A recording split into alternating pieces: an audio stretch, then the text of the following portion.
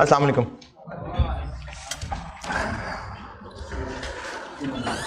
दुरूद शरीफ पढ़ लें।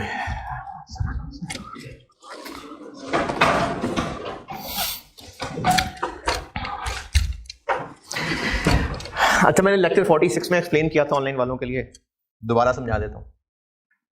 जिनको 47 अपने पोर्टल पे नजर नहीं आ रहा होगा तो वो भी रिकॉर्ड ही नहीं हुआ। मैंने 47 संडे की क्लास रखी है, इन लोगों के लिए आपको थोड़ा संडे से क्या लगे, लेकिन मैंने फाइनेंशियल इंस्ट्रूमेंट्स का हेजिंग पोर्शन कराना है, वो रह गया है, डेरिवेटिव्स और हेजिंग।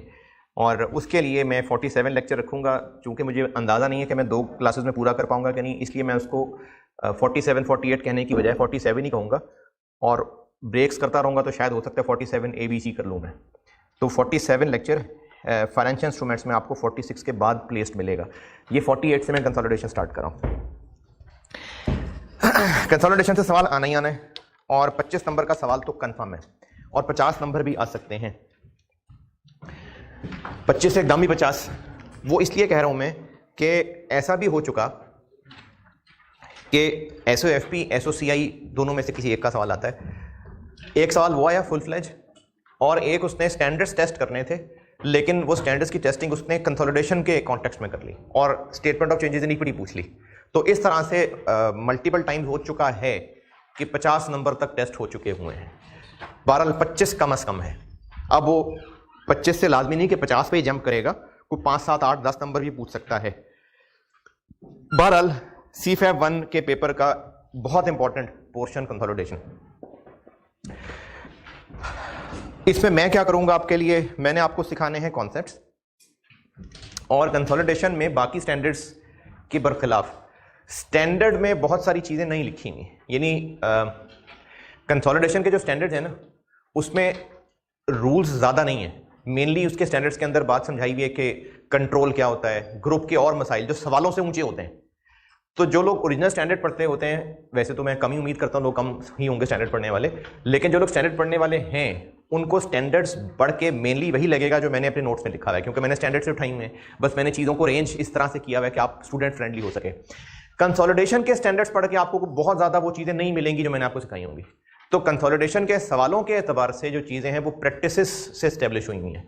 यानी अगर बुनियादी असूल बता दिया, जैसे मिसाल के तौर पे इंटर कंपनी एलिमिनेशन का एक असूल लिख दिया, या अनरियलाइज प्रॉफिट का एक असूल लिख दिया, अब उसकी टेस्टिंग कितने मुश्किल शक्लों से होती है वो प्रैक्टिस है, वो स्टैंडर्ड के अंदर रूल नहीं मिलेगा। तो मैंने नोट्स क्या बनाए हैं, जो मैंने चैप्टर्स के अंदर लिखे हैं, मैं किताबों को पढ़ के ACCA CA और पास्ट पिछले कोई 2009 से शुरू किया था मैंने, जून 9 से दिसंबर 8 जून 8 से मैंने शुरू किया। कितने हो गए?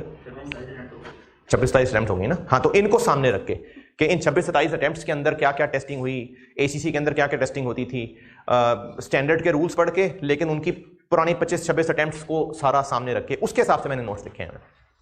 क्या इन्हीं सब के अंदर से ही पेपर में एडजस्टमेंट 100% होंगी?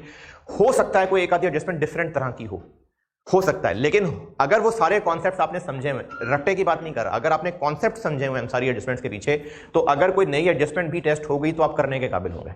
यानी मैंने आपको एडजस्टमेंट्स करानी है, कोशिश की भी है बहुत सारे डिटेल कंप्रीहेंसिव नोट्स लिखूं, जो जो कुछ भी हुआ है या सोचा था कि हो सकता है उसको नोट की शक्ल में लिख दिया, लेकिन उन सब की मैं आपको रीजन भी समझा रहा हूँ। तो मैं आपके लिए आपको डिटेल्ड नोट्स लिखने में हेल्प कर सकता हूँ, उनकी कॉन्सेप्ट, उनके लॉजिक समझा सकता हूँ, और उसकी बहुत ज़्यादा प्रैक्टिस करा सकता हूँ। वो प्रैक्टिस क्लास में भी होगी, यानी मैं क्लास में बोर्ड पे पूरे सवाल सॉल्व करूँगा, वरना तो स्टैंडर्ड्स के कुछ सवाल मैं सॉल्व करता था, कुछ मैं ज़बानी बता देता था। कंसोलिडेशन में चूँकि आपको वर्किंग्स मैनेज करना भी सामने बोर्ड पे दिखानी होंगी, तो वो तो मैं पूरा एग्जाम क्वेश्चन बोर्ड पे सॉल्व कर रहा हूँ, लेकिन 26 से 27 क्वेश्चन मैं नहीं कर सकता सेशन में, तो वो फिर होमवर्क क्लास वर्क मिल के चलेगा।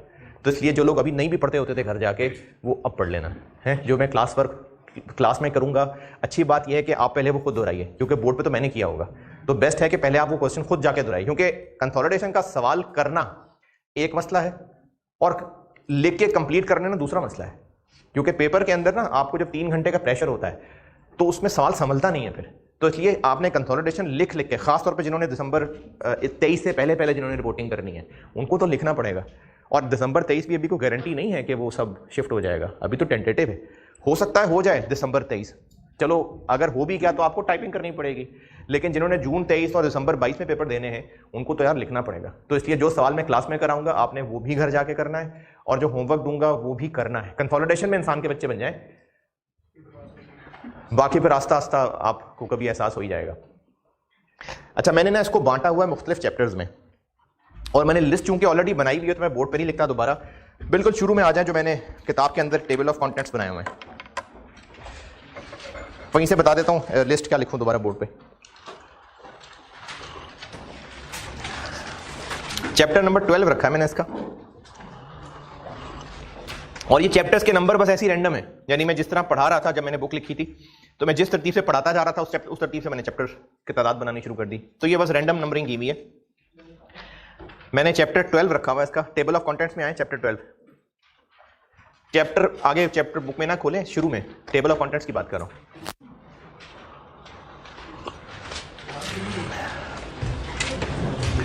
मैंने ना इसको 10 हिस्सों में बांटा हुआ है।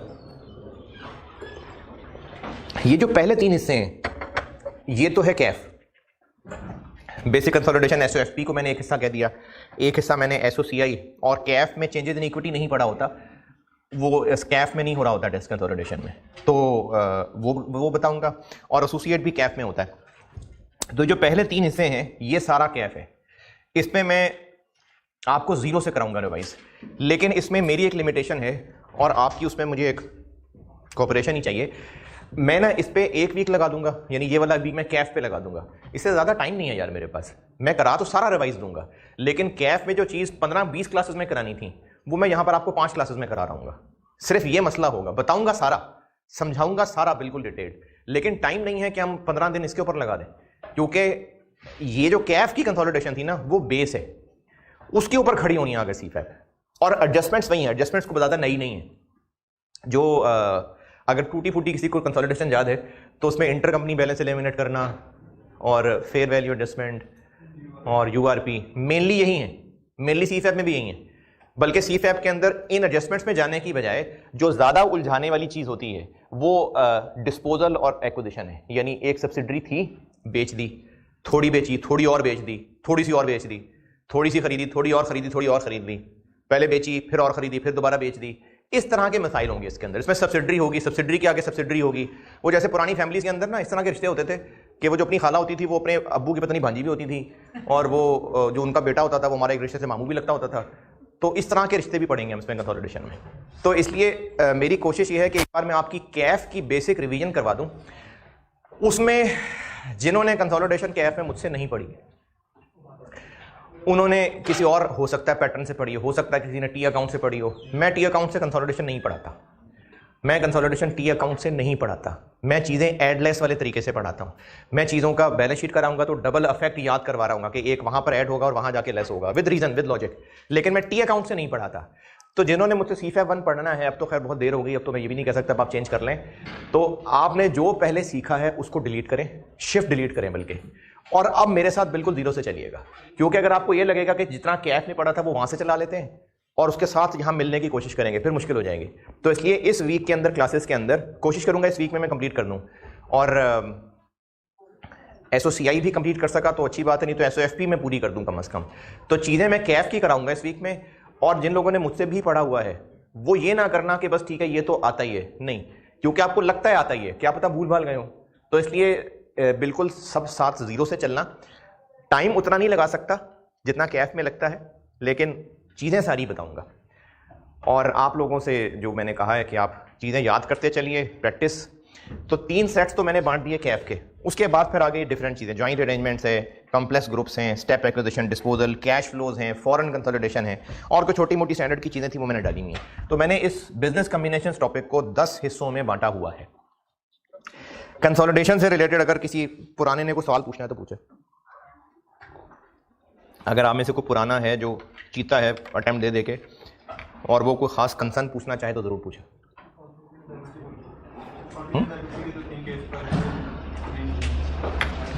कोई बात नहीं, कंटिजेंट लायबिलिटी की बड़ी टेस्टिंग करता थी में वो कराऊंगा। हाँ जी, पुरानों में से कह रहा हूँ, अगर किसी का कोई कंसर्न हो कोई खास है। क्यों? पेपर पास हुआ अच्छा चलो खैर है, 0 से पढ़ाना। CFAP के रिपीटर से कह रहा हूँ कोई खास कंसर्न है तो अभी बता दें, जिसको मैं थ्रू आउट एड्रेस करने की कोशिश चलूँ। हैं कोई पुरानी शक्लें, तो पापी शक्लें तो बैठी हुई यार, कोई पुराने पापी तो हैं। हैं फॉरेन सब्सिडी में आता है, बाकी आसान है कंसोलिडेशन? नहीं, बाकी कंसोलिडेशन आसान है। अच्छा है?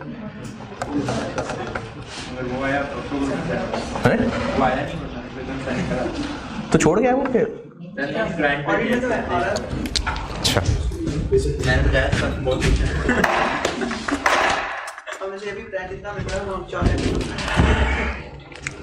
चलें बेसिक SOFP से शुरू करता हूं। बस ये लिस्ट बतानी थी आपको कि इसको मैंने 10 हिस्सों में बांटा हुआ है और इनमें कुछ बेसिक खुद प्रैक्टिस क्वेश्चन भी बनाए हुए हैं और जो कैफ की रिवीजन कराने लगा हूं उसमें मैंने कैफ के पास पेपर्स डाले हुए हैं और उन पास पेपर्स को मैं बोर्ड पे सॉल्व नहीं कर रहा हूँगा, वो आप ही एक वीक में ओवर टाइम लगा के कमांडो एक्शन करके वो सारा कवर करेंगे, क्योंकि वो बड़ा ज़रूरी है। कैफ की रिवीजन, कैफ के सारे कंसोलिडेशन पे आपकी ग्रिप बनेगी तो फिर आगे चलेंगे। हैं? एक आधा सवाल कर लेना, बाकी ज़बानी देख लेना।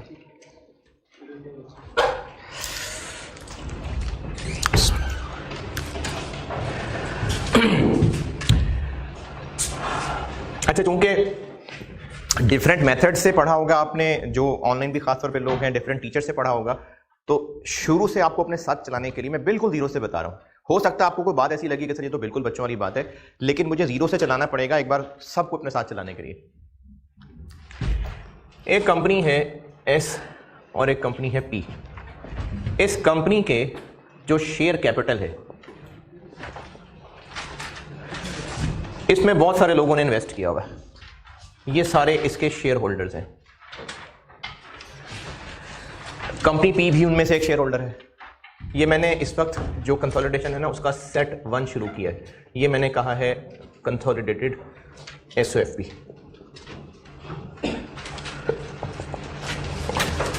मैंने चैप्टर को 10 हिस्सों में बांटा हुआ है, तो उसमें से पहले मैंने SOFP शुरू किया है, बेसिक कंसोलिडेशन। कंपनी S के शेयर कैपिटल में जिन लोगों ने इन्वेस्ट किया वो सारे इसके इन्वेस्टर्स, सारे इसके ओनर्स हैं। कंपनी P भी एक कंपनी है, उसने इसके शेयर्स खरीदे हुए और उसने इसके शेयर्स खरीदे हुए लेट्स से 65%। ये मिसाल है। कंपनी S के ओनर्स, चाहे वो डायरेक्टर्स की शक्ल में हो चाहे जनरल मीटिंग में हो, जब वो ओनर्स फैसला कर रहे होंगे, तो मैं लॉ की डिटेल में नहीं जा रहा, मुझे भूल गया, 2003 में पास किया था, उसके बाद मुझे नहीं याद 4 में पास किया था। तो किसी भी डिसीजन के लिए 100% लोगों का मानना जरूरी है? नहीं। ज्यादातर डिसीजन में क्या होता है? मेजॉरिटी। भाई सिंपल मेजॉरिटी, मेरे ख्याल में तो सिंपल मेजॉरिटी होती है। नहीं, हाँ वो तो कोई स्पेशल चीज हो गई ना। नॉर्मली कितना होता है? 50% से ज्यादा। तो वो जो 50% से ज्यादा है, चाहे वो जनरल मीटिंग है चाहे वो डायरेक्टर्स की बात हो रही है, तो वो 50% से ज्यादा लोग हैं या 50% से ज्यादा शेयर होल्डिंग है? 50% से ज्यादा शेयर होल्डिंग है। अगर डायरेक्टर्स भी चुनने हैं तो वो शेयर होल्डिंग के मुताबिक राइट है चुनने का। तो अगर इस कंपनी के पास इसके 50% से ज्यादा शेयर्स हैं, अच्छा बाय रूल 50% नहीं है, लेकिन न्यूमेरिकली 50% होता है, इसलिए मैं 50% कह रहा हूं, वरना रूल 50% नहीं है। रूल है कंट्रोल का, और कंट्रोल को डिफाइन किया हुआ स्टैंडर्ड ने, लेकिन सवालों में चूंकि 50 से ज्यादा होता है इसलिए मैं 50 बोल रहा हूं। अगर इसके पास इसके 50% से ज्यादा शेयर्स हैं, जो मैंने मिसाल रखी कि 65% शेयर्स हैं, तो कंपनी एस के जब भी डिसीजन मेकिंग होगी, मर्जी किसकी चलेगी? कंपनी पी की मर्जी चलेगी। अच्छा, इसके डिसीजंस में जब मीटिंग हो रही होगी तो एक कुर्सी पे कंपनी पी बैठी होगी आके, है नहीं? कंपनी पी के रिप्रेजेंटेटिव बैठे होंगे। अच्छा, वो कौन लोग होंगे? वो भी वही होंगे जो असल में कंपनी पी को चलाया करते हैं। तो कंपनी पी को चलाने वाले लोग कंपनी पी को तो चला ही रहे हैं, कंपनी पी के जरिए एस को भी चला रहे हैं। जो लोग कंपनी पी के ओनर्स हैं वो एस के भी ओनर्स हैं। जाग रहे हैं? जो कंपनी पी के ओनर्स हैं क्या वो एस के भी ओनर्स हैं? वो नहीं है ना भाई।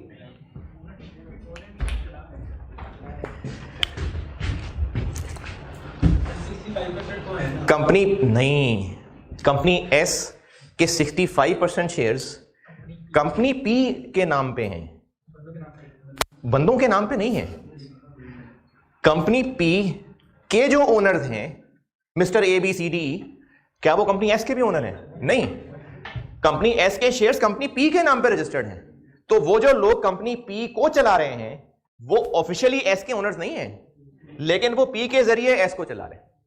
तो जिन लोगों ने पी को कंट्रोल करना है, पी को चलाना है, वो पी को भी चला रहे हैं और पी के जरिए जब कंपनीज फाइनेंशियल स्टेटमेंट्स बनाती हैं तो फाइनेंशियल स्टेटमेंट्स के यूजर्स कौन होते हैं? शेयर होल्डर्स भी होते हैं, बैंकर्स, इन्वेस्टर्स, एम्प्लॉइज, कस्टमर सारे होते हैं। लेकिन मेनली अगर मैं ओनर्स की बात करूं तो कंपनी एस और कंपनी पी ये दो अलग अलग कंपनीज हैं।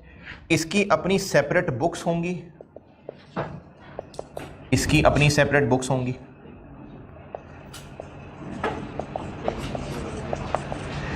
ये अपनी बुक्स से अपनी फाइनेंशियल स्टेटमेंट्स बनाते होंगे।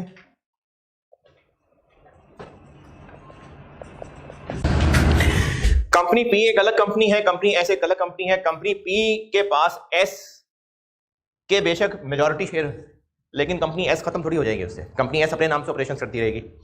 चूंकि कंपनी पी की कंपनी एस की मर्जी चल रही है तो इस मर्जी को अंग्रेजी में कहेंगे कंट्रोल। और आईएएस ने कंट्रोल को डिफाइन किया हुआ है, लेकिन खैर वो इतनी कोई खास एग्जामिनेबल बात नहीं है। एग्जाम पॉइंट ऑफ व्यू से वो 50% ज्यादा शेयर से आ जाता है, वरना उसकी डेफिनेशन है पावर टू गवर्न। और तो पी एस को कंट्रोल कर रहा है और वो कंपनी जो दूसरे को कंट्रोल कर रही है उसके लिए टैक्स में तो नाम अलग है, लेकिन स्टैंडर्ड में इसके लिए नाम पेरेंट है। टैक्स में गालिबन होल्डिंग कंपनी कहते हैं और इसको कहते हैं सब्सिडरी। तो पेरेंट और सब्सिडरी, और इन दोनों को मिला के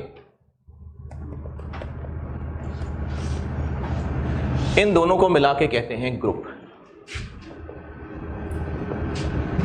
तो फाइनेंशियल स्टेटमेंट्स बनाते हुए कंपनी एस की अपनी बुक्स हैं, अपना ट्रायल, अपना लेजर वगैरह, उससे इसकी अपनी फाइनेंशियल स्टेटमेंट्स बनेंगी जो इसके स्टेक होल्डर्स को जाएंगी। और कंपनी पी की अपनी बुक्स हैं जिनसे अपनी फाइनेंशियल स्टेटमेंट्स बनेंगी जो कंपनी पी के स्टेक होल्डर्स को जाएंगी। लेकिन कंपनी पी के स्टेक होल्डर्स को पता है कि कंपनी पी को चलाने के पीछे जो दिमाग है वो कंपनी पी को भी चला रहे हैं, कंपनी एस को भी चला रहे हैं। In other words, company P के सारे एसेट्स भी उनकी मर्जी के अंदर हैं और इसके सारे एसेट्स भी उसकी मर्जी के अंदर हैं। कंपनी पी के प्रॉफिट्स उन्हीं की मेहनत, उन्हीं की डिसीजन मेकिंग की वजह से हैं। कंपनी एस के सारे प्रॉफिट भी उन्हीं की मेहनत की वजह से हैं। तो इनके स्टेक होल्डर्स चाहेंगे कि हमें कंबाइंड रिजल्ट्स भी पता चले। तो आईएएस ने भी और शायद लॉ ने भी इसकी जिम्मेदारी लगाई है कि जब ये फाइनेंशियल स्टेटमेंट्स बनाएंगे तो एक अपनी फाइनेंशियल स्टेटमेंट्स तो बनाएंगे ही, दूसरा दोनों की कंबाइंड बनाएंगे जिसको ग्रुप फाइनेंशियल स्टेटमेंट्स या कंसोलिडेटेड फाइनेंशियल स्टेटमेंट्स कहते हैं। ये कंपनी पी की जिम्मेदारी है, इसने अपनी फाइनेंशियल स्टेटमेंट्स भी बनानी है और कंबाइंड करके ग्रुप फाइनेंशियल स्टेटमेंट्स भी बनानी है जिनको कंसोलिडेटेड फाइनेंशियल स्टेटमेंट्स भी कहते हैं। तो IFRS 3 है मेनली जो हम पढ़ रहे हैं। IFRS 3, IFRS 10, IAS 28, IFRS 11।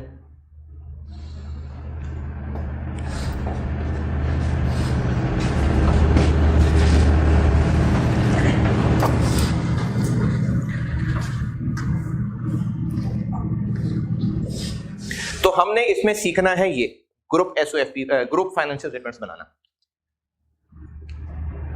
Group financial statements यानी SOFP, SOCI, statement of changes in equity, cash flows, ये चारों ही हैं CFAP के अंदर।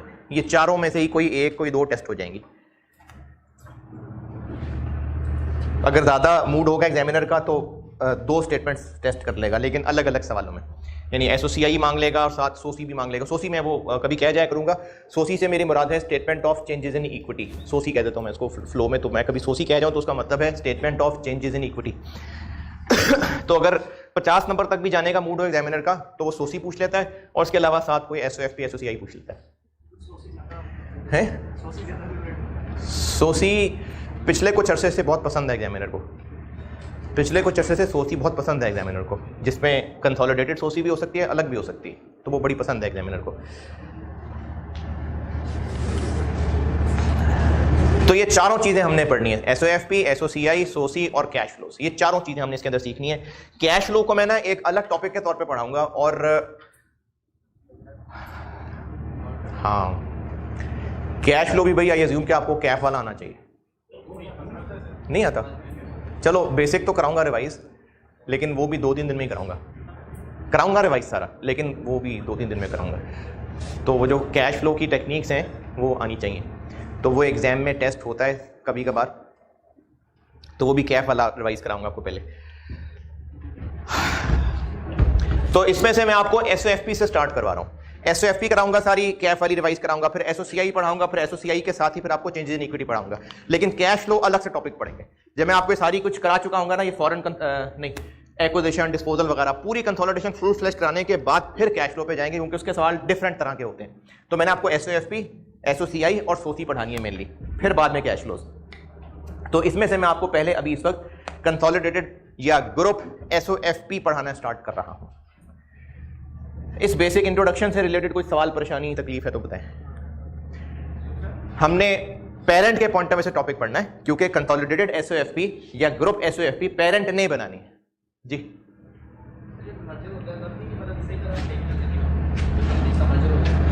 ये सब वही कंसोलिडेशन ही है। हाँ, अगर आप मर्जर इस लिहाज से कह रहे हैं कि कोई कंट्रोल बंट जाएगा, तो हमने ज्वाइंट अरेंजमेंट से चीज पढ़नी है, शायद आप उस तरफ जाना चाह रहे हैं। अदरवाइज अगर ज्वाइंट अरेंजमेंट्स नहीं है तो कंसोलिडेशन है जी। एक इंट्रोडक्शन था, पर मैं एसओएफपी पे आता हूं।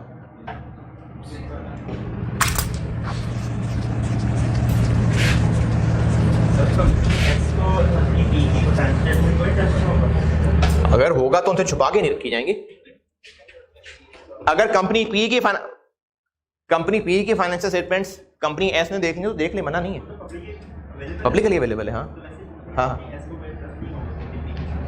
नहीं अगर इसकी फाइनेंशियल स्टेटमेंट्स में जिसको भी इंटरेस्ट है वो उसकी फाइनेंशियल स्टेटमेंट देख सकता है, तो अगर कंपनी एस को चाहिए वो उनको भी मिल जाएगी। कंपनी पी के जिम्मे है कि जब वो अपनी फाइनेंशियल स्टेटमेंट्स बनाए तो अपनी सेपरेट फाइनेंशियल स्टेटमेंट्स भी बनाए और ग्रुप फाइनेंशियल स्टेटमेंट्स भी बनाए।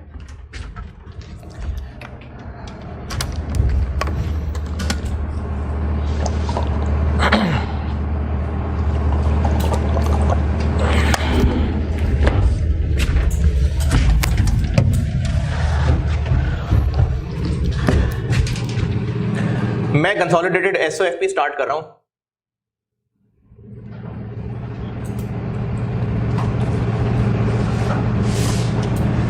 इसका मैं आपको बेसिक कॉन्सेप्ट बता रहा हूं, फिर कह रहा हूं आपको अगर ये चीजें बच्चों वाली भी लगें तो मेरे लिए मजबूरी है, मैंने सब कुछ शुरू से साथ लेके चलना है, तो मुझे बच्चों वाली चीजें स्टार्ट करनी पड़ेंगी।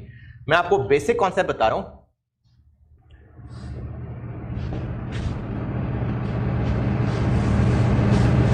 कुछ एग्जाम्पल्स को यूज करके, कुछ 5-6 एग्जाम्पल्स कराऊंगा मैं, उससे आपको मैं कंसोलिडेशन एसओएफपी की करने का बेसिक कॉन्सेप्ट बता दूंगा कि जो बेसिक तरीका है कंसोलिडेशन का, जो बेसिक प्रोसीजर है, एक बार वो गुजारने के लिए सामने से मैं को 5 एग्जाम्पल्स का इस्तेमाल करूंगा।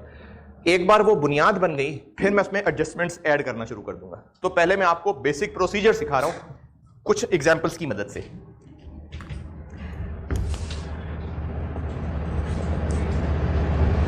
और पी और एस में नाम यूज करूंगा।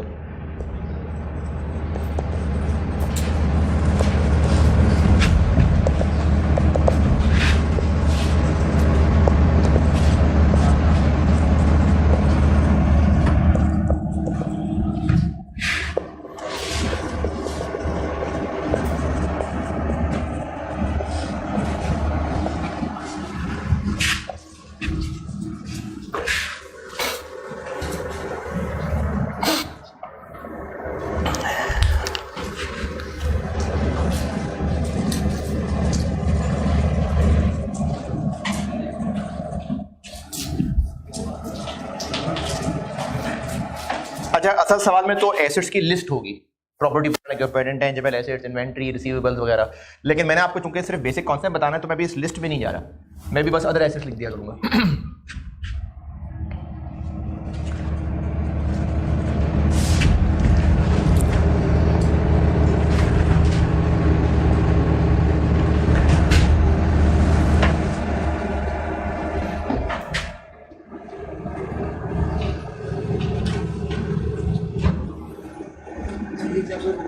क्या हुआ?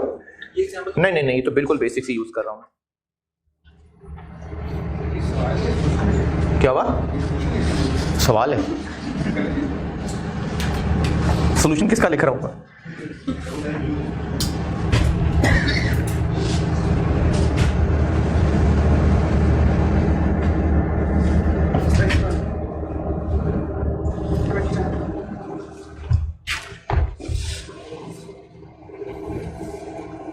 ये सवाल है और मुझसे रिक्वायर्ड है 31 दिसंबर 21 की ग्रुप SOFP।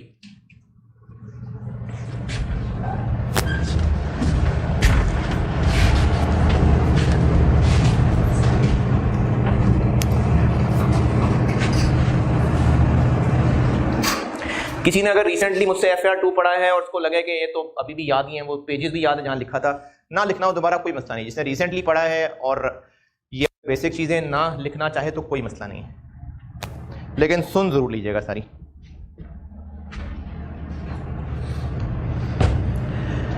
इसको लिखें फिर मैं कंसोलिडेशन करता हूं।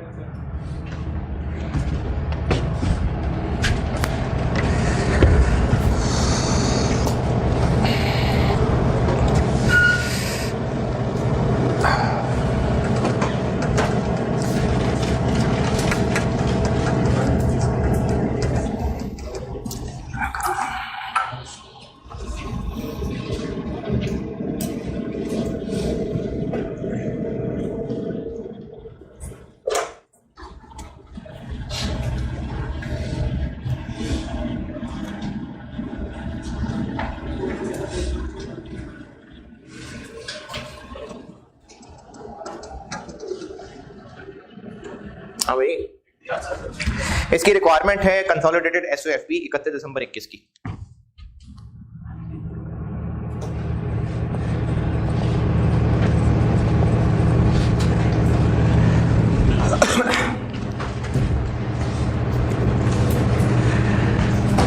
ग्रुप फाइनेंशियल स्टेटमेंट्स का मतलब है P और S की कंबाइंड फाइनेंशियल स्टेटमेंट्स, क्योंकि जो P के स्टेक होल्डर्स हैं उनको इस बात को जानना है कि P को चलाने वाले लोगों के टोटल कंट्रोल कितने पे है, टोटल मर्जी कितने एसेट्स पे चल रही है, उनकी मेहनत से टोटल होने वाली सेल्स कितनी है, टोटल एक्सपेंसेस कितने हैं, टोटल जिम्मेदारियां कितनी हैं। तो इसलिए in simple words group financial statements is addition, line by line addition of P और S की सेपरेट फाइनेंशियल स्टेटमेंट्स। तो अगर हम इनकी लाइन बाय लाइन एडिशन कर दें तो इन्वेस्टमेंट आ जाएगी 45, अदर एसेट्स हो जाएंगे 70 + 75, कैपिटल हो जाएगा 50 + 45, रिटेन्ड अर्निंग्स हो जाएंगी 38 और लायबिलिटीज हो जाएंगी 27 + 30, 57। ये हो गई line by line addition.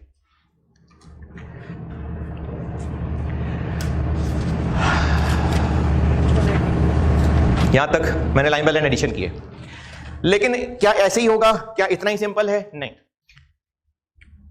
Company P की बैलेंस शीट में ये 45,000 एसेट क्यों है? फाइनेंशियल इंस्ट्रूमेंट्स पढ़ा अभी हमने, ये कौन सा एसेट है? फाइनेंशियल एसेट जो दूसरे की इक्विटी है। तो P की बुक्स में ये एसेट क्यों शो हो रहा है? क्योंकि इसने किसी कंपनी के शेयर्स खरीदे हुए हैं। कंपनी P के लिए ये एक एसेट है, इन्वेस्टमेंट है, क्योंकि इसने कहीं ये पैसा इन्वेस्ट किया हुआ है। तो कंपनी P के लिए ये एसेट है। जब हमने P और S को कंबाइन करके ग्रुप कह दिया, अब P और S की जो अपनी शनाख्त थी ना, वो उनकी अपनी बैलेंस शीट में तो है। P की अपनी फाइनेंशियल स्टेटमेंट्स हैं, S की अपनी फाइनेंशियल स्टेटमेंट्स हैं, और ये दोनों की अपनी अपनी यानी सेपरेट फाइनेंशियल स्टेटमेंट्स कहलाती हैं। लेकिन जब इनको ग्रुप का नाम दे दिया तो ग्रुप की बात करेंगे तो P और S की शनाख्त खत्म। अब ग्रुप मतलब दोनों कंबाइंड। तो क्या ये ग्रुप ने कहीं इन्वेस्ट किया हुआ है? P और S मिलके अब ग्रुप है, तो क्या ग्रुप ने कहीं इन्वेस्ट किया हुआ है? तो ग्रुप की बैलेंस शीट में ये कोई मीनिंग ही नहीं है कि ग्रुप की एसेट्स है। तो इसलिए ग्रुप बैलेंस शीट के अंदर ये एक मीनिंगलेस चीज है, इसलिए ये लाइन आइटम नहीं आएगी, क्योंकि ग्रुप पॉइंट ऑफ व्यू से कोई इन्वेस्टमेंट नहीं है। अच्छा, अब ये इन्वेस्टमेंट में से ये 45 नहीं आएगा, और इसका ये मतलब नहीं है कि ग्रुप SOFP में इन्वेस्टमेंट की लाइन लिखना गलत है। ये कौन सी लाइन आइटम हटाई है यहां से? जो पी ने एस में इन्वेस्ट किया हुआ, सिर्फ वो लाइन खत्म की है। अगर पी ने और भी 10 शेयर कंपनीज में इन्वेस्ट किया होता, एस ने भी और 5 कंपनीज में इन्वेस्ट किया होता, तो वो इन्वेस्टमेंट आनी थी। ये सिर्फ वो इन्वेस्टमेंट खत्म की है जो पी ने एस में इन्वेस्टमेंट की हुई है। क्यों? क्योंकि ग्रुप पॉइंट ऑफ व्यू से ये कोई एसेट नहीं, तो एक तो काम ये होगा कि इन्वेस्टमेंट खत्म हो जाएगी। शेयर कैपिटल यहां इक्विटी में आता है और कंपनी की बैलेंस शीट पढ़ते हुए यह कहा जाएगा कि कंपनी पी ने 50,000 के शेयर्स किसी को इशू किए हुए। कंपनी पी ने 50,000 रुपए के शेयर्स जाग रहे हैं, कंपनी पी ने 50,000 रुपए के शेयर्स किसी को इशू किए हुए। कंपनी एस ने 45,000 रुपए के शेयर्स किसी को इशू किए हुए, वो हमारे शेयर होल्डर हैं। ग्रुप ने 95,000 के शेयर्स किसी को इशू किए हुए। इस 95 में से 45 ऐसे हैं जो ग्रुप के शेयर्स इशूड टू ग्रुप ही हैं, तो वो भी कोई शेयर कैपिटल वाली मीनिंगफुल बात नहीं है। तो इसलिए इस 45 को भी यहां नहीं लिखा जाएगा। और ग्रुप एसओएफपी की बिल्कुल पहली मिसाल से जो मैंने बात समझाई है वो ये है कि ग्रुप एसओएफपी बनाना लाइन बाय लाइन एडिशन है। 2 काम करने हैं बस। एस का कैपिटल खत्म कर दें क्योंकि वो ग्रुप पॉइंट ऑफ व्यू से कोई इशूड शेयर कैपिटल नहीं है, और पेरेंट की वो इन्वेस्टमेंट जो उसकी एसेट्स में आ रही है इन एस, वो खत्म कर दें। ये इस पहली मिसाल से बताया कि ग्रुप बनाते हुए एस और पी की लाइन बाय लाइन एडिशन, 2 काम, एस का कैपिटल खत्म और पी की इन्वेस्टमेंट इन एस खत्म। ये पहली मिसाल से बताया।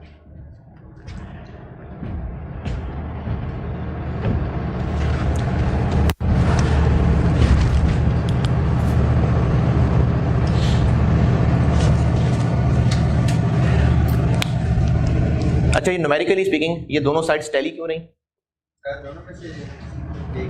क्योंकि दोनों साइड से हमने 45 खत्म कर दिया। 2 टैली बैलेंस शीट्स है ना, हमने ये साइड ऐड की है, ये साइड ऐड की है, और दोनों साइड से 45 खत्म कर दिया। इसलिए ये ग्रुप बैलेंस शीट भी अल्टीमेटली टैली जी। पी के हाँ हाँ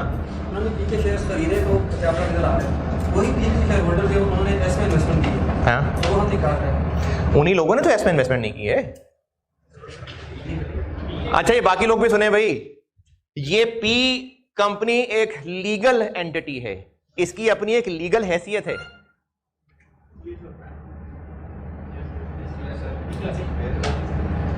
जमशेद और जमशेद पान शॉप एक ही बात है, लेकिन जमशेद और जमशेद लिमिटेड 2 अलग अलग चीजें। तो कंपनी की अपनी एक लीगल हैसियत है। कंपनी पी ने अपने नाम से कंपनी एस के शेयर्स खरीदे में, कंपनी पी के जो इंडिविजुअल शेयर होल्डर था, लेट्स से परवेज, उसने नहीं एस के शेयर्स खरीदे हुए, कंपनी पी ने अपने नाम से शेयर्स खरीदे हुए। और एक बात और शुरू में याद रख लें, जॉइंट अरेंजमेंट्स में जाके ऐसे सवाल शायद आपको मिले जो बताने लगा हूं, वो ये कि जॉइंट अरेंजमेंट में ऐसा होगा कि एक कंपनी नई बन रही थी, उस नई कंपनी के बनते हुए ही इसने शेयर्स खरीद लिए। जॉइंट अरेंजमेंट में जाके शायद कोई एक आधा साल हम ऐसा देखें, वरना उसके अलावा सारी कंसोलिडेशन में किसी भी कंपनी के शेयर्स खरीदने के 2 मौके हो सकते हैं, या फर्स्ट हैंड या सेकंड हैंड। फर्स्ट हैंड जब कंपनी खुद शेयर इशू करेगी, आईपीओ कह लें, जब कोई कंपनी खुद शेयर इशू करे तो डायरेक्टली उस कंपनी को पैसे देके शेयर लेना। और सेकंड हैंड जरूरी नहीं स्टॉक मार्केट, किसी शेयर होल्डर से शेयर्स खरीदना। तो हमने कंसोलिडेशन में बाय डिफॉल्ट सारी वही शेयर्स खरीदने पड़ने होंगे जो सेकंड हैंड खरीदे, यानी कंपनी पी ने शेयर्स किसी से लिए होंगे, वो लोग थे कोई एस के शेयर होल्डर, उनसे पी ने शेयर्स खरीदे होंगे। सारी कंसोलिडेशन में ऐसा ही है। शायद कहीं पर आपको जॉइंट अरेंजमेंट में इस तरह का सवाल नजर आ जाए जिसमें फर्स्ट हैंड शेयर्स हों, वरना पूरी कंसोलिडेशन में पेरेंट ने सेकंड हैंड शेयर्स खरीदे होंगे, हैं? क्योंकि सवाल ही तब बनता है ना, उसके अलावा सवाल में करने वाली कुछ नहीं होगा। जितनी हमने एडजस्टमेंट सीखनी है ना, वो एडजस्टमेंट्स हैं ही तब जब सेकंड हैंड शेयर्स हैं। फर्स्ट हैंड पे वो एडजस्टमेंट्स ही नहीं बनती।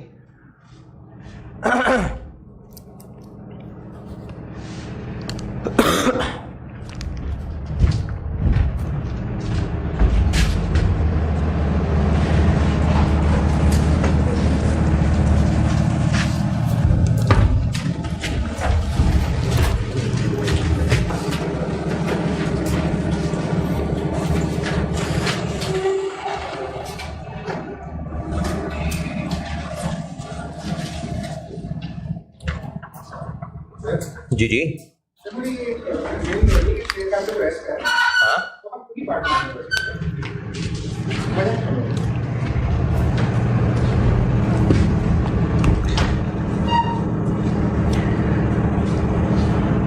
चलें, एक तो जो वजह बताई वो दोबारा बताता हूं, और अगर फिर भी नहीं तो फिर एक और तरह से कोशिश करता हूं।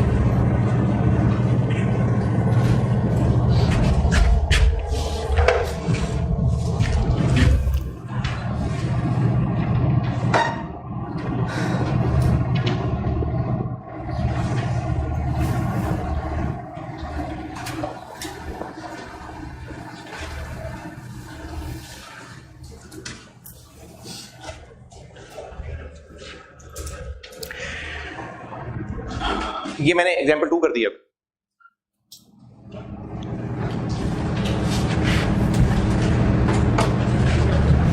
इसमें चेंज मैंने ये की है कि पिछली मिसाल में एस का सिर्फ कैपिटल था, अब मैं कुछ रिटेन अर्निंग्स भी ले आया हूं।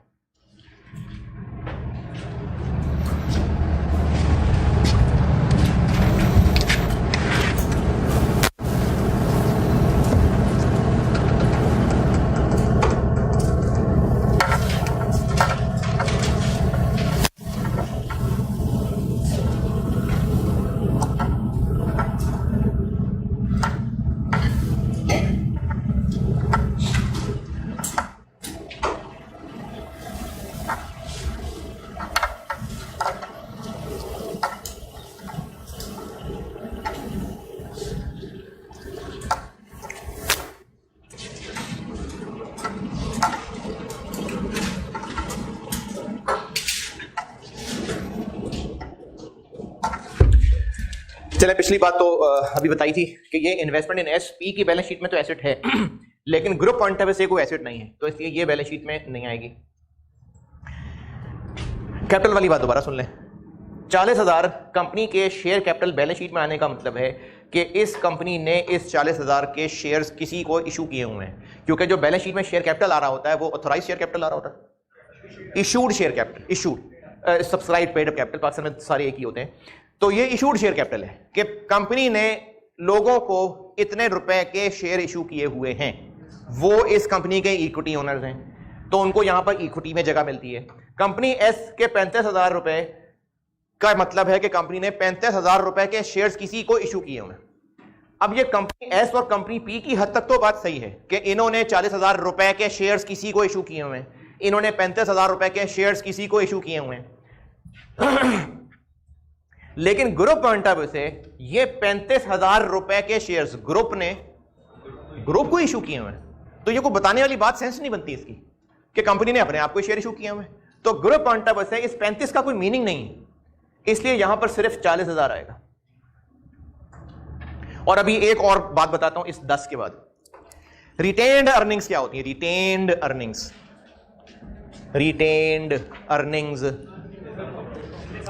पिछले ईयर्स में कमाए हुए प्रॉफिट्स, अर्निंग्स जो बिजनेस ने अभी ओनर्स को नहीं बांट दी होती हैं, तो डिविडेंड कह के बांट दी होती हैं, अभी बिजनेस ने उनको रिटेन किया हुआ, ये रिटेन्ड अर्निंग्स हैं कि पिछले ईयर्स में कमाए हुए, मेहनत से कमाए हुए प्रॉफिट्स जो अभी ओनर्स को नहीं बांटे। कंपनी पी ने ये 45,000 रुपए किसको दिए? एस को दिए। अभी यहां खड़े होकर मैंने एक बात बोली थी, एस को दिए। एस के कुछ पुराने लोग थे जो एस के शेयर होल्डर्स हुआ करते थे, कंपनी पी ने उन लोगों को 45,000 रुपए दिए और उनसे शेयर्स ले लिए। इस वक्त ये अभी की बात है, जस्ट एक्वायर्ड, बुक्स के मुताबिक वो लोग एस में कितनी इक्विटी के मालिक थे? 35,000। कितने रुपए इक्विटी के मालिक थे? दोबारा सुने, कंपनी पी ने ये 45,000 रुपए दिए और शेयर खरीद लिए। किसको दिए हैं 45,000? पुराने शेयर होल्डर्स को, एस को नहीं दिए। कंपनी एस अलग चीज है, कंपनी एस के जो शेयर होल्डर जो बंदे थे वो बंदे बंदियां इंसान वो अलग हैं। कंपनी पी एक अलग चीज है, कंपनी पी के वो जो शेयर होल्डर हैं इंसान हैं, जो भी इंस्टीट्यूशन हैं वो अलग चीज हैं। तो कंपनी पी ने एस के शेयर्स के लिए 45,000 रुपया कैश एस को पकड़ा है नहीं। तो एस के वो जो पुराने ओनर्स थे अभी इस वक्त बुक्स के मुताबिक वो कितनी इक्विटी के मालिक थे? 35,000। शाबाश, जबरदस्त, 45,000 के मालिक थे। इक्विटी होती है कैपिटल प्लस रिजर्व्स। तो वो लोग 45,000 के मालिक थे। क्यों थे? ये 45,000 रुपए क्यों हक था उन लोगों का? क्योंकि इतना तो उन्होंने पैसा इन्वेस्ट किया हुआ था और इतना उनका हक प्रॉफिट था जो अभी उनको बांटा नहीं गया था। उन लोगों के पॉइंट ऑफ व्यू से ये उनका कैपिटल इन्वेस्टेड था और ये उनके प्रॉफिट जो अभी उनको बांटे नहीं गए थे। तो कंपनी पी ने उन लोगों को 45,000 रुपए कैश दिया, उनको फारिग कर दिया, अब शेयर्स खुद ले लिए। ये 10,000 उन लोगों की मेहनत की कमाई थी जो उनको अभी तक बांटी नहीं थी, उनको पैसे दिए, फारिग कर लिया। कंपनी पी के पॉइंट ऑफ व्यू से यह कहना सही है कि कंपनी पी ने मेहनत से कमाया था 10,000 जो अभी तक उन्होंने ड्रॉ नहीं किया? नहीं। तो जब ये कंपनी पी के पॉइंट ऑफ व्यू से इनको कहना ठीक नहीं है कि रिटेन्ड प्रॉफिट्स हैं, तो इसलिए यहां पर फिर इन 10 को भी शामिल नहीं करना, क्योंकि कंपनी पी की नहीं है रिटेन अर्निंग्स। कंपनी पी की मेहनत के कमाए प्रॉफिट्स नहीं है, क्योंकि रिटेन अर्निंग्स कोई भी जब इसका ओनर पढ़ रहा होगा तो वो देखेगा कि इतने प्रॉफिट्स मेहनत से हमने कमाए थे। भाई ये तो उन लोगों की मेहनत थी जिनको पैसे देके फारिग कर दिया। तो इसलिए ये कैपिटल भी नहीं आएगा और एस की रिटेन अर्निंग्स भी नहीं आएंगी। और मैंने रिटेन अर्निंग मिसाल लिखी है, ये बात सब रिजर्व्स के लिए, चाहे वो फेयर वैल्यू रिजर्व हो, चाहे वो रीवैल्यूएशन सरप्लस हो, कोई भी रिजर्व हो, सबके लिए बात हो रही है। तो इसमें ये 10 भी नहीं आएगा।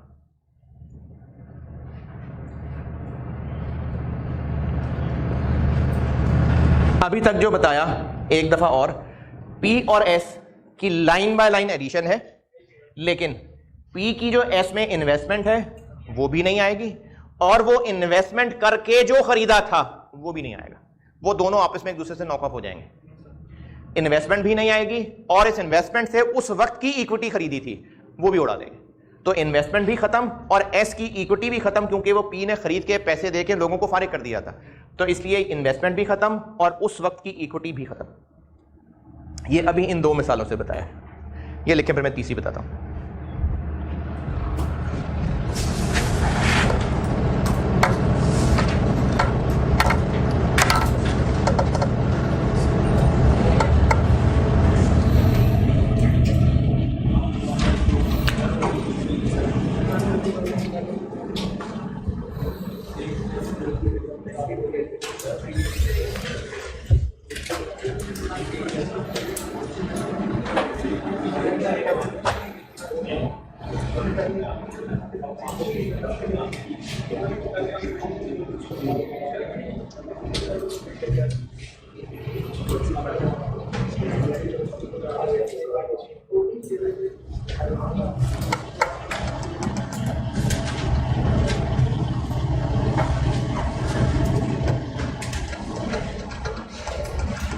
जल्दी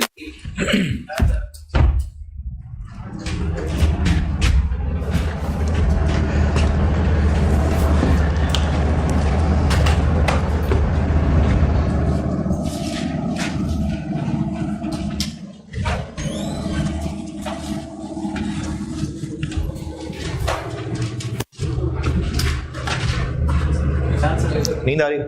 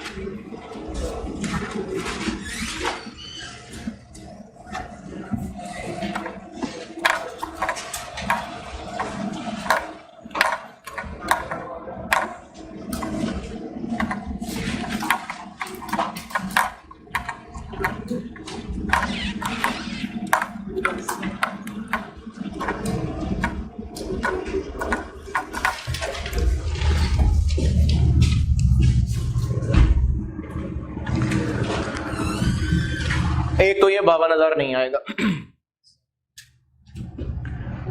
78 प्लस 75 153, कैपिटल 35 नहीं आएगा, रिटेन अर्निंग 11 नहीं आएंगी, लायबिलिटीज हैं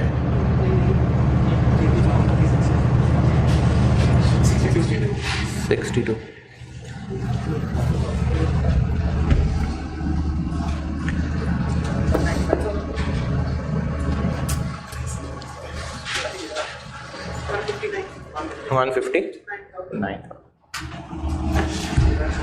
यहां तक तो भैया जो भी दो एग्जांपल्स में बताया।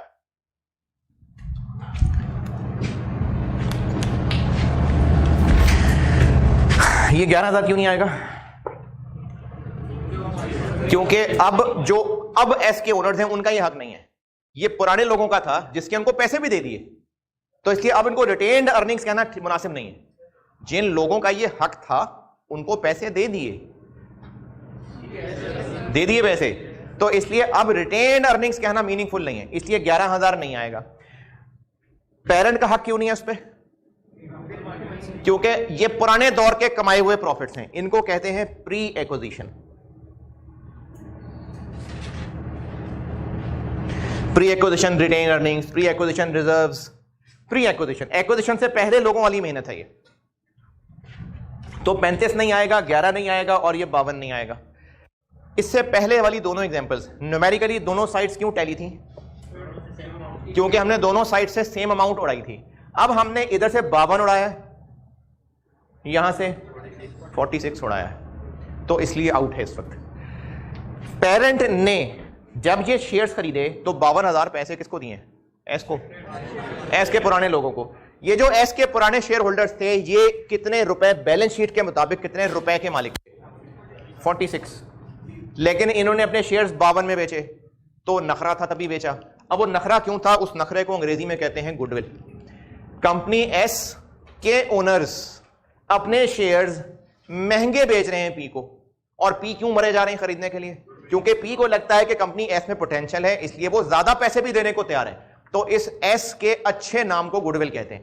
तो कंपनी पी ने ज्यादा पैसे दिए क्योंकि कंपनी एस का एक अच्छा एस्टेब्लिश नाम था। तो वो कंपनी की अगर गुडविल है तो एस की बैलेंस शीट में आ रही होती। एस की बैलेंस शीट में क्यों नहीं एसेट आ रहा? क्योंकि IAS 38 ने मना किया है इंटरनली जनरेटेड गुडविल, यानी बिजनेस की अपनी मेहनत से जो नाम बना होता है उसको इंटरनली जनरेटेड गुडविल कहते हैं। इंटरनली जनरेटेड गुडविल, इसको बैलेंस शीट में लाना मना किया IAS 38 ने।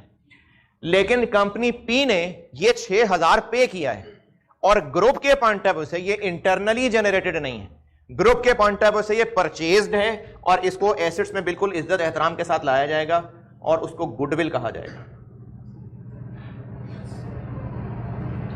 तो अभी तक की 3 मिसालों से पेरेंट की एस में इन्वेस्टमेंट नहीं, पी और S line by line addition है।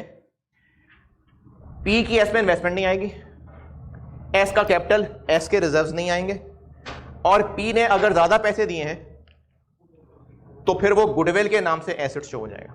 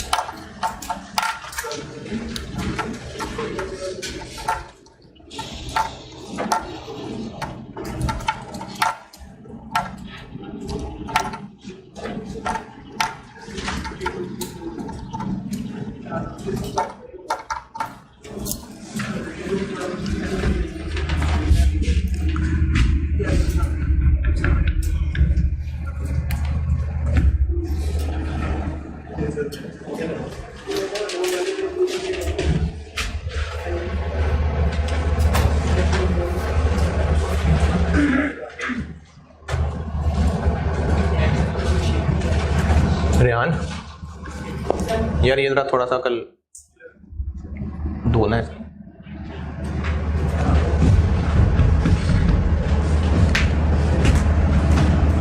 ठीक है अभी तो खैर ये छोड़ है ना, सही साफ नहीं कर रहा तो खैर है अभी ब्रेक में से।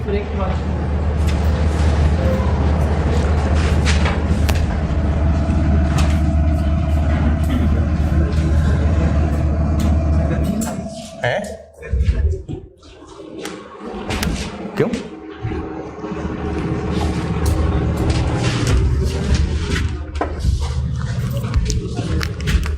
और क्या लिखा हुआ था इधर?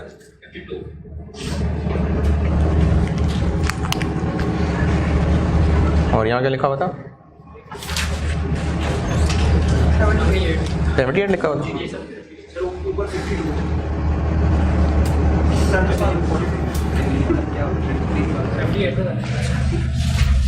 ये जी अगला सवाल क्या चेंज किया मैं? इन्वेस्टमेंट की फिगर बदली। एस के शेयर होल्डर्स उस वक्त कितने बुक्स के मुताबिक इक्विटी के मालिक थे? हैं 46, लेकिन उनसे वो सारा माल कितने का खरीद लिया? 42। 52 में क्यों खरीदा था? क्योंकि नखरे थे, कंपनी एस का अच्छा नाम था और उस अच्छे नाम का मतलब था गुडविल।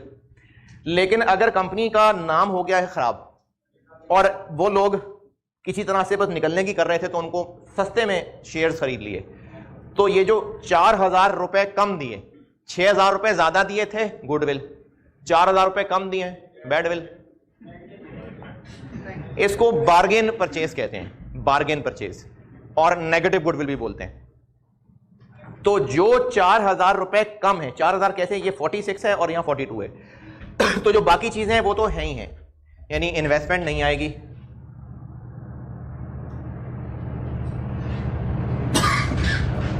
और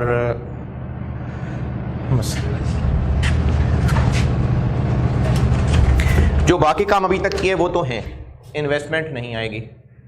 ये हो जाएगा 88 तो 163।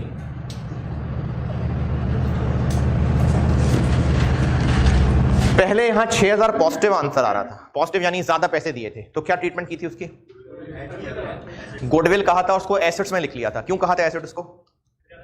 क्योंकि ग्रुप पॉइंट ऑफ व्यू से वो परचेज्ड गुडविल है, तो एसेट क्यों कहा था? एक्सपेंस कह देते हैं, तो एक्सपेंस कह देते उसको। जो 6,000 एक्स्ट्रा दिया था, हाँ हमें क्या मिलना था भाई? अच्छा नाम है, कस्टमर्स ऑलरेडी बने हुए हैं, बिजनेस का अच्छा नाम बना हुआ है, तो कल को ज्यादा कमाएंगे, तो इससे फ्यूचर बेनिफिट्स आने थे इस अच्छे नाम से, इसलिए इसको एसेट कहा था। अब हमने एक बदनाम कंपनी को खरीद लिया, सस्ते में खरीद लिया, तो इस 4000 को लायबिलिटी बना लें? नहीं, लायबिलिटी कोई नहीं है। हुआ ये कि पहले हमने ज्यादा पैसे दिए थे और ज्यादा पैसे भी हम देने को तैयार हो गए थे क्योंकि हमें पता था इससे फ्यूचर बेनिफिट्स मिलने हैं। अब अगर हमने कंपनी एस को सस्ते में खरीदा है तो क्या तरस खा के खरीदा है? यानी वो लोग मांगने आए थे, वो मांगने नहीं, आपको समझे मांगने आए, मांगने नहीं आए, मजबूरी है, तो हमने उनको तरस खा के पैसे दिए थे। कंपनी एस में हमें पता था कि पोटेंशियल है, उन लोगों से नहीं संभल रही थी, उन लोगों को नहीं पता था, तो हमने उनकी मजबूरी का फायदा उठाया और कंपनी एस जिसमें पोटेंशियल था सस्ते में खरीद लिया। तो कंपनी पी की इस कामयाबी को इनकम माना जाएगा। कंपनी पी ने कंपनी एस जिसमें पोटेंशियल है लेकिन उन लोगों से मैनेज नहीं हो रहा था, उनको सस्ते में शेयर्स, उनको थोड़े पैसे देके शेयर्स खरीद लिए, तो कंपनी पी ने ये जो अच्छी बार्गेन कर ली, परचेज करते हुए जो उसने बार्गेन करके फायदा उठा लिया, इसको पेरेंट के लिए एक इनकम माना जाएगा, तो उसको पेरेंट की रिटेन अर्निंग्स में ऐड कर देंगे।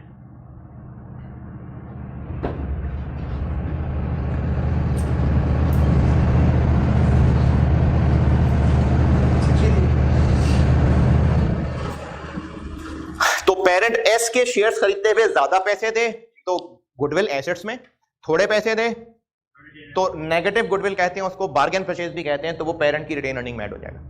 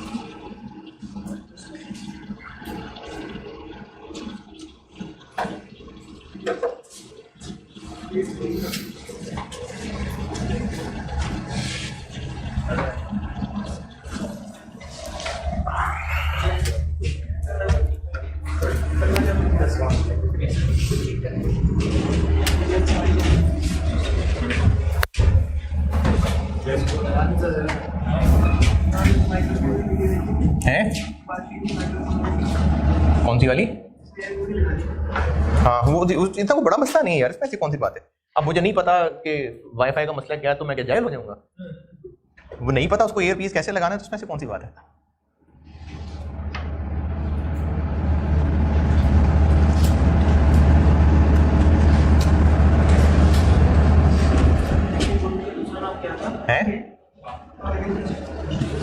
नेगेटिव गुडविल को बार्गेन परचेज भी कहते हैं।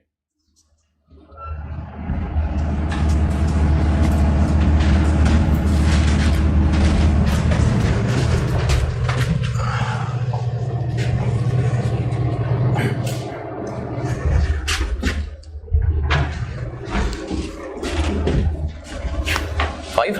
Yes.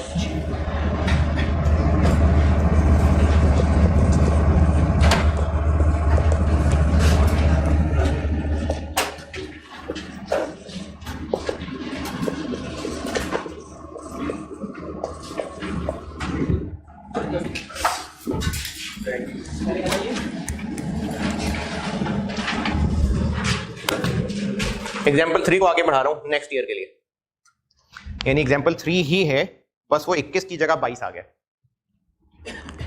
कितनी थी इन्वेस्टमेंट? 52 थी शायद। एसेट कितने थे? इधर क्या था?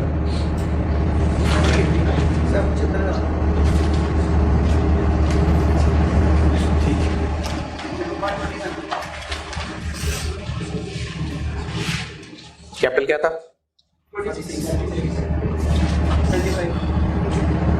रिटेन अर्निंग्स क्या थी? इधर क्या था?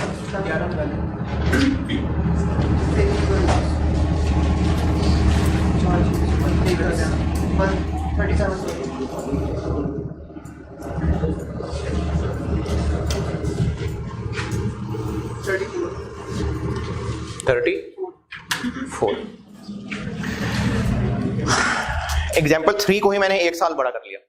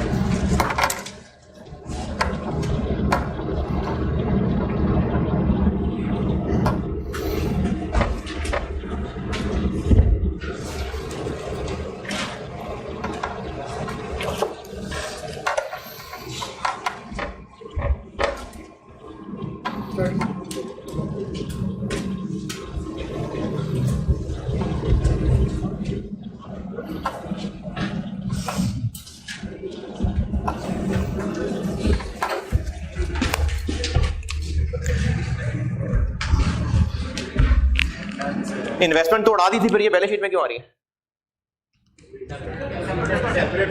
सेपरेट फाइनेंशियल स्टेटमेंट्स में है, वो तो कंसोलिडेशन करते हुए उसको हमने यहां अलाउ नहीं किया था, सेपरेट में तो है। इसी तरह एस का कैपिटल उड़ा दिया था, तो सेपरेट में नहीं उड़ाया था, तो सेपरेटली जो बुक्स में है वो है। क्या चेंज हुआ? एसेट्स लायबिलिटीज बदल गई, रिटेन अर्निंग्स क्यों बढ़ गई? 1 साल और गुजर गया, प्रॉफिट्स आके ऐड हो गए होंगे, तो इन्वेस्टमेंट तो नहीं आएगी।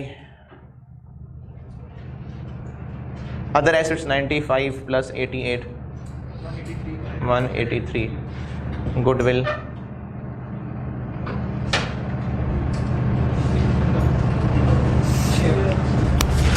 गुडविल 6000 का दोबारा कैलकुलेट होगी है। एग्जाम्पल 3 में कितनी थी गुडविल? 6000। तो यहाँ 6000 लिखूं या दोबारा कैलकुलेट हो? दोबारा कैलकुलेट हो, 6000 ही लिखें। कम होने वाली बात अभी रहने दें। हाँ जी, नहीं कम होने वाली बात नहीं पढ़ाई अभी। 6000 ही लिखूं या दोबारा कैलकुलेट करूं? कौन दोबारा कैलकुलेट करे? गुडविल को बैलेंस शीट में क्यों लिखा था? क्योंकि परचेज्ड थी, 6000 रुपए एक्स्ट्रा दिए थे, तो ये एस की बैलेंस शीट में क्यों नहीं आ रही थी? क्योंकि एस के लिए ये इंटरनली जनरेटेड थी, और इंटरनली जनरेटेड गुडविल IAS 38 ने मना की हुई है, बैलेंस शीट में नहीं लिखते। लेकिन चूंकि पेरेंट ने पैसे दिए थे, 6000 रुपए एक्स्ट्रा पे किया था उन लोगों को, इसलिए ये परचेज गुडविल बैलेंस शीट में आई थी। अब अगर अच्छा नाम और बढ़ गया होता तो वो तो फिर इंटरनली होता ना, तो इसलिए हमने यहां पर इसकी हिस्टोरिक फिगर ही लिखनी है कि 6000 रुपए जो एक्स्ट्रा दिए थे वो अब भी यहां 6000 ही लिखेंगे, इसको दोबारा कैलकुलेट नहीं करेंगे। हाँ, एक चीज है, वो आपने चूंकि पहले पढ़ा हुआ है तो आपके खजानों में होगी इंपेयरमेंट, वो एक अलग चीज है। अदरवाइज ये 6000 की फिगर वही रहेगी जो हिस्टोरिक थी, तो ये 6000 एज इट इज आ जाएगा, कैपिटल वही 40 ही आएगा। पिछले साल एस की रिटेन अर्निंग यहां क्या लिखी हुई थी? 11। उन 11 को यहां पर ऐड क्यों नहीं किया था? क्योंकि वो पेरेंट के पॉइंट ऑफ व्यू से रिटेन अर्निंग्स नहीं है, वो तो पुराने लोगों की मेहनत थी जिनको पैसे देके फारिग कर दिया। तो जिन लोगों की मेहनत थी उनको जब पैसे दे दिए तो फिर रिटेन किस बात की? तो इसलिए उस 19,000 में से जो 11,000 हैं ये थे प्री एक्विजिशन, लेकिन अब जो मजीद 8,000 और हो गए हैं ये है पेरेंट की मेहनत। इस 8,000 को कहते हैं पोस्ट एक्विजिशन, इस पे बिल्कुल हक है, तो ये 8,000 यहां ऐड होगा। 72 और लाइबिलिटीज हो गई 37 प्लस 34 71 189 और 189। तो अभी तक का conclusion line by line addition है। इन्वेस्टमेंट नहीं आएगी, एस की इक्विटी नहीं आएगी जो उस वक्त थी, लेकिन जो उसके बाद इक्विटी में इजाफा हुआ वो आएगी। और जो पैसे दिए थे अगर ज्यादा दिए थे तो गुडविल एसेट, कम दिए थे तो तो नेगेटिव गुडविल है वो रिटेन अर्निंग में ऐड होगी, और बस ये किया अब तक। वो भी थोड़ी जल्दी है बात, वो आगे चल के बात करेंगे।